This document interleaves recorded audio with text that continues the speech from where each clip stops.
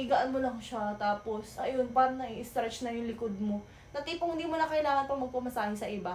Hindi mo na nga sila kailangan pa na i-massage ka dahil kaya mo na yung sa sarili mo sa pamamagitan nito. Ayan, ganito lang naman siya, be. Bali naman nung nakaraan, di ba, pinapahanga ko na nga sa inyo na meron nga ako isang ganito, yung color black yun.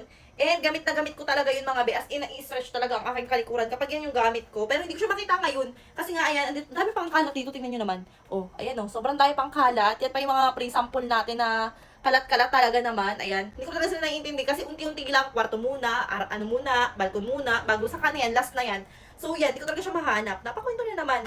Bali, ito mga be, bago to, bagong dating to, and color purple nga to. Ganito siya mga be, ito magnetic na to, and meron siyang bilog-bilog dyan, na talaga namang mamassage ang likod mo dyan. So ganito siya, level 2 muna tayo, kasi parang hindi ko kakayanin kapag dito tayo sa level 4. So ganito ang atake niyan kapag nakahiga ka. Hindi lang ako makahiga dun kasi nga, tulog na yung mga bata ko. So ganito siya mga be, oh.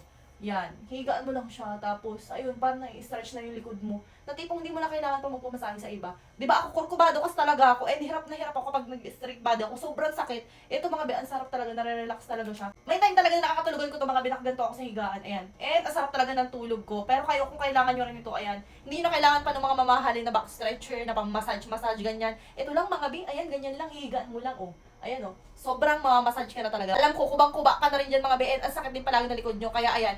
Ano pa inaantay nyo? Tingnan nyo yung yellow basket. Mag-check out na kayo agad. Go!